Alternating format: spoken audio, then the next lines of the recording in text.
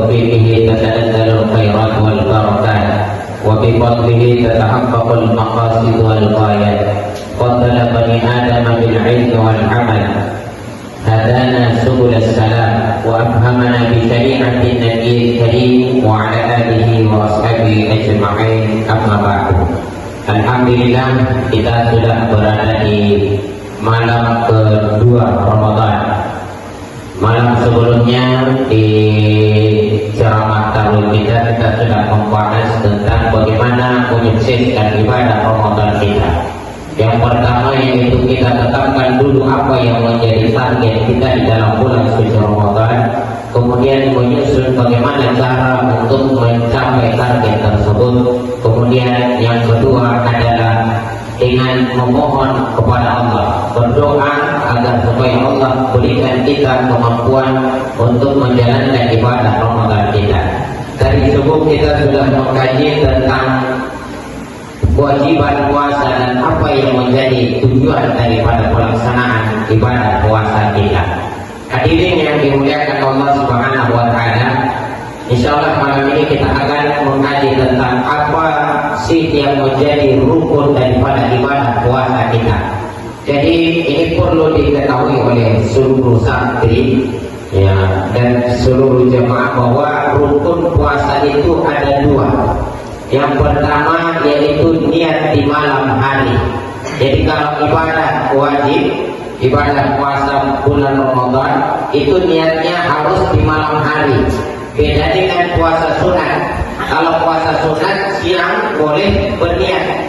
Jam 10 belum masuk apa-apa ke dalam perut kita mau puasa maka boleh berniat jam 10. Jam 11 boleh berniat. Itu kalau puasa sunat. Tapi kalau puasa Ramadan itu adalah puasa wajib, harus berniat di malam harinya. Yang tidak berniat di malam harinya maka tidak sah puasanya. Jadi itu yang pertama, rukun puasa yaitu niat di malam hari. Kemudian yang kedua, rukun puasa yang kedua adalah menahan diri dari segala yang membatalkan puasa, mulai terbit fajar sampai terbenamnya matahari. Jadi bukan mulai diumumkan imsak. Kalau imsak itu hanya batas hati-hati. Setelah diumumkan imsak itu masih bisa merokok satu batang. Itu masih bisa habis kopi satu gelas. Artinya bahwa masih panjang waktu. Ketika sudah diumumkan imsak itu masih ada 10 menit. Karena batas menahan itu mulai ketika azan subuh berkumandang. Itu pun masih ulama masih berbeda pendapat. Ada keringanan karena ada riwayat yang mengatakan tidak sami dan tidak.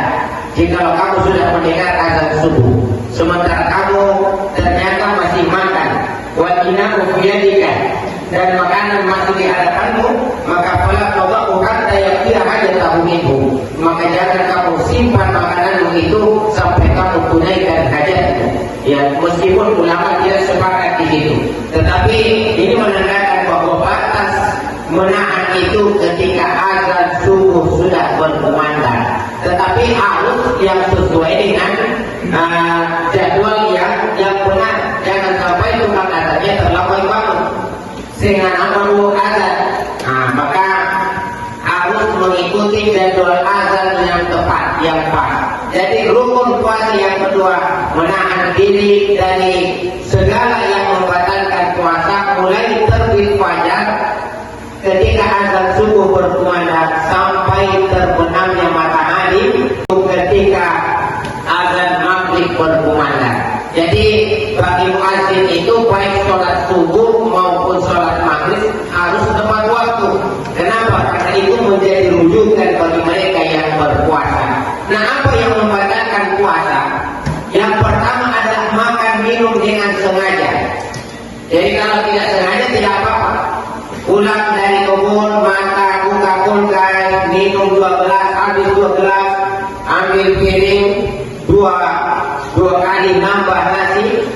Ya, ternyata datang istrinya, Pak, kira puasa. Oh iya, saya lupa. Itu namanya mantap. Ya, itu tidak batal puasa. Ya. Kalau memang betul-betul lupa, karena kata Nabi SAW man nasya, barang siapa man akala nasya, barang siapa yang ketika dia berpuasa dia lupa sehingga dia makan, dia minum, wa huwa shaimun, dan dia waktu itu sedang berpuasa, maka falyatimma shauma, maka hendaklah dia itu menyempurnakan puasanya, karena puasanya tidak batal. Wa inna ma at'amahullahu wa saqahu, kata sesungguhnya Allah lah yang memberinya makan dan Allah yang memberinya minum. Jadi beruntung kalau kita ini lupa. Besok malamnya lupa, besok siangnya lupa lagi. Kata istrinya lupa lagi, paginya lupa. Ya, hari ketiga lupa lagi. Baru habis 2 piring. Ini masalah. Kata istrinya kalau begitu besok kita pergi ke dokter saraf. Kita periksa jangan-jangan bapak ini sudah bermasalah di sarafnya. Kenapa setiap hari lupa baru yang habis 2 piring? Hadirin yang dimuliakan Allah, jadi sepanjang namanya lupa, maka itu tidak membatalkan puasa. Makan minum dengan tidak sengaja. Kemudian yang kedua, muntah dengan sengaja. Jadi muntah dengan sengaja itu kata ulama sengaja memasukkan jari ke dalam mulut baru muntah. Jadi orang yang naik mobil kemudian mampu muntah itu tidak sengaja. Ya, jadi muntah dengan sengaja itu sengaja memuntahkan, membuat diri kita muntah, itu muntah dengan sengaja. Jadi banyak yang salah paham. Yang ketiga, istimna, mengeluarkan mani dengan sengaja. Hidung kita di siang hari ternyata mimpi basah. Begitu bangun ternyata basah, keluar air, maka itu tidak batal puasa. Kenapa? Karena tidak sengaja. Tapi kalau sengaja nonton yang seksi-seksi, baru ternyata keluar, maka itu membatalkan puasa. Jadi sepanjang tidak sengaja, maka itu tidak membatalkan puasa. Ya, yang ketiga adalah istimna. Yang ketiga yang keempat adalah berhubungan suami istri dengan sengaja. Jadi bahkan berhubungan suami istri kalau tidak sengaja. Tapi biasanya kalau suaminya lupa, pasti istrinya ingat. Jadi kalau tidak sengaja maka tidak membatalkan puasa. Tapi kalau sengaja maka hati-hati, harus membayar denda berpuasa 2 bulan berturut-turut. Jadi hati-hati ini bagi pengantin baru, karena budaya kita ini menjelang Ramadan justru banyak yang adakan pesta pernikahan. Dia tidak tahu bahwa dekat Ramadan dan pengantin baru itu lagi penasaran. Ya, makanya kalau malam hari boleh, siang hari jangan coba-coba. Kenapa? Karena dendanya harus berpuasa 2 bulan berturut-turut. Jadi berhubungan suami istri dengan sengaja maka itu membatalkan puasa. Bagaimana kalau bukan suami istri? Ya kalau yang suami istri saja batal, bagaimana dengan yang bukan suami istri? Apalagi yang pacaran. Hadirin yang dimuliakan Allah, ini yang keempat. Yang kelima yang membatalkan puasa adalah gila. Jadi ada di berbagai macam literatur itu disebutkan hilang akal. Namun itu kurang pas. Karena hilang akal itu ada banyak macamnya. Ada karena pingsan, sementara pingsan tidak sepakat ulama. Adapun hilang itu sepakat ulama batal puasa. Jadi kalau misalkan ada orang punya penyakit hilang, berpuasa siangnya ternyata hilang, meskipun cuma 1 jam, maka itu batal puasa. Ya, adapun jikalau hilang akal karena pingsan, maka ulama menjelaskan bahwa sepanjang orang itu tersadar di siang harinya. Misalkan di malam hari habis sahur dia pingsan. Kenapa? Karena dia pikirkan dia tidak akan makan minum sepanjang hari, akhirnya stres pingsan. Ternyata terbangun nanti dia menjelang maghrib. Jadi dia sempat terbangun. Begitu terbangun, kaget dia karena dia lihat ternyata sudah dekat jam 6 sore, pingsan lagi. Itu sah puasanya. Jadi kata ulama, sepanjang dia tersadar di waktu puasanya, maka itu tetap sah puasanya. Tapi kalau pingsannya full day, dari terbit fajar sampai azan maghrib berkumandang, maka itu tidak sah puasanya. Ya, itu kalau pingsan. Tapi kalau gila, meskipun dia gilanya hanya sebentar, maka itu batal puasanya. Ya, hadirin yang dimuliakan Allah. Kemudian yang keenam adalah haid dan nifas. Ini penting bagi perempuan. Jadi kalau haid nifas itu batal puasa. Ya, menjelang buka puasa, sallallahu ala Muhammad. Artinya sudah detik-detik buka puasa, tiba-tiba ada dirasa basah, ternyata darah keluar, maka itu batal puasa. Ya, itu sudah konsekuensi. Jangan sampai yang perempuan mengatakan, Allah maklum itu. Tinggal beberapa detik, iya, beberapa detik itu sudah konsekuensi. Makanya tuntutan karena banyaknya hal-hal demikian yang berbeda tuntutannya antara laki-laki dan perempuan, maka perempuan itu tuntutan masuk surganya juga sedikit. Kalau laki-laki tidak semudah itu masuk surga.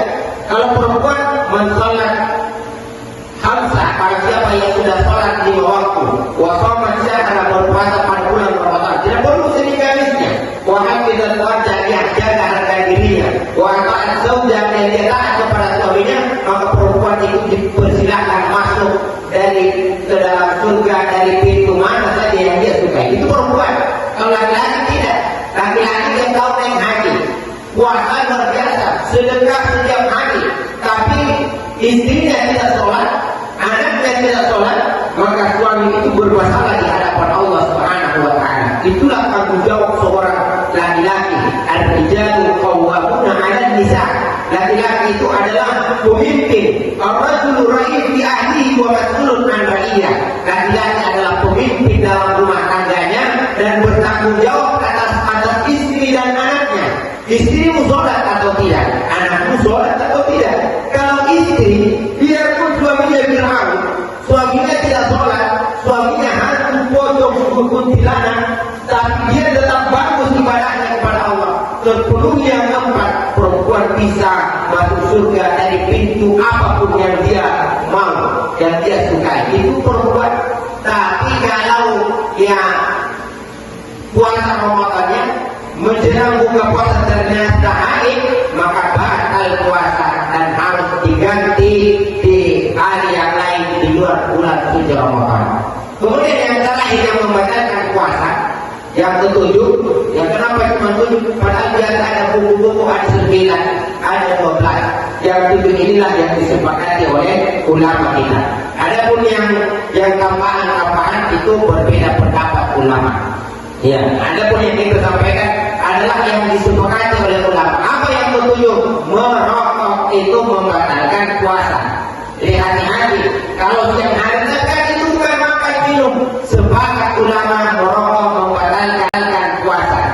Ya, bagaimana dengan pistin header ataukah obat asma yang dihirup itu kan sama dengan rokok.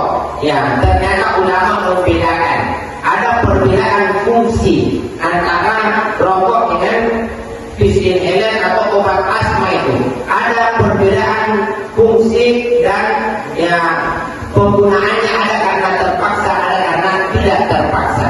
Kalau rokok sepakat ulama, ada pistin header yang karena ada kuman di hidung atau karena ada asma sudah dihisap, maka dalam kitab I'anatul Talibin dikatakan tidak batal puasa.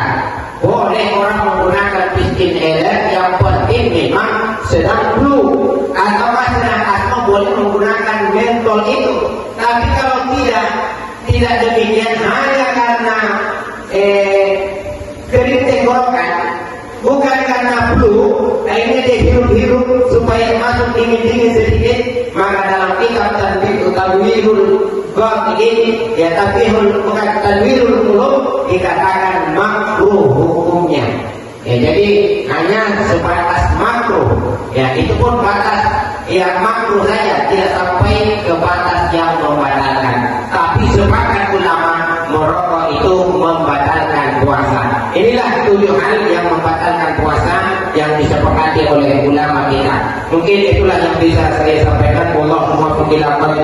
Wassalamualaikum warahmatullahi wabarakatuh.